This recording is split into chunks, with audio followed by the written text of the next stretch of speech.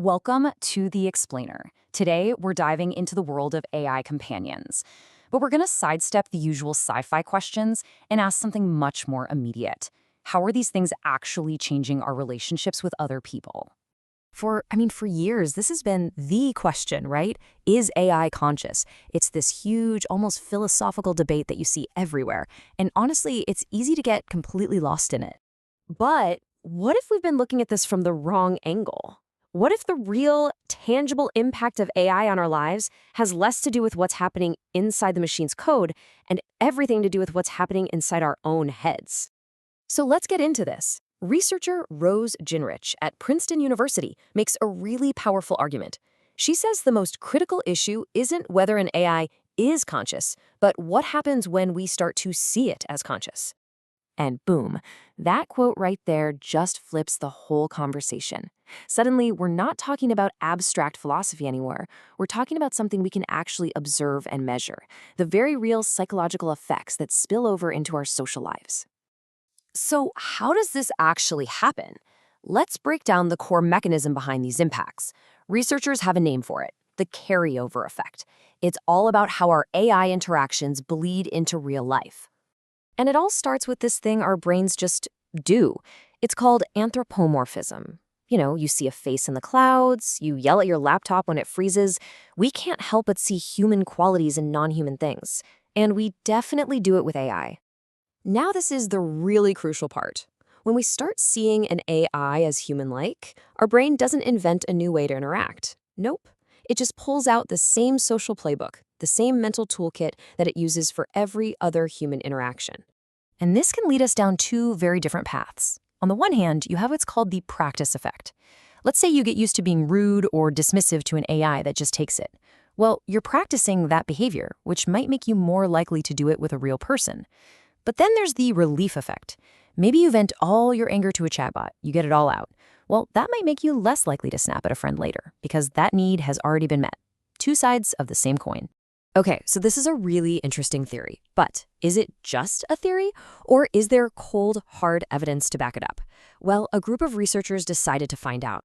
They set up this great study where they had one group of people talk with Replica, which is a really popular AI companion, every single day for 21 days. And then they had a control group just play word games. All the while, the researchers were tracking everyone's social well-being. And what they found was this incredible chain reaction.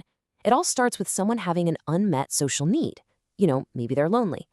That feeling of loneliness actually motivates them to see the AI as more human. And that perception, that's the key. That's what dials up the volume on the impact, good or bad, on their real-life relationships.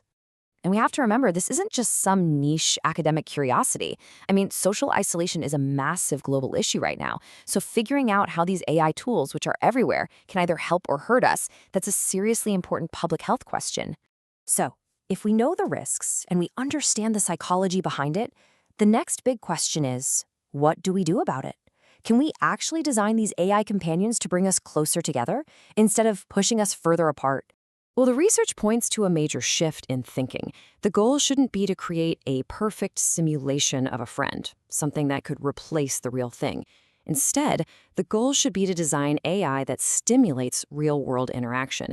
It should be a bridge to other people, not a destination in itself. To get there, Ginrich suggests this really smart three-part framework.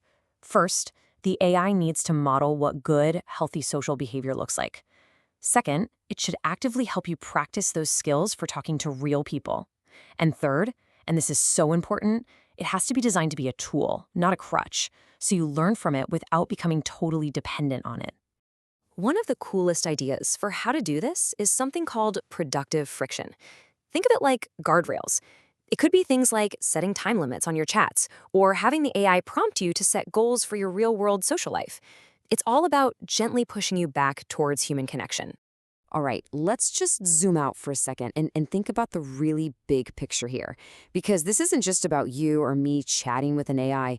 This is about the kind of society we're building for the future. You see, how we design these AIs isn't just a technical problem for coders to solve. It is fundamentally an ethical choice. The decisions that developers are making in their labs right now are going to set the social norms for a world where these things are absolutely everywhere. So, in the end, maybe the most important question we can ask isn't about the AI's consciousness at all. Maybe the real question is for us. How can we build these tools to make us more connected, more empathetic, more human, not less? That's about shaping the technology that is, without a doubt, going to end up shaping us.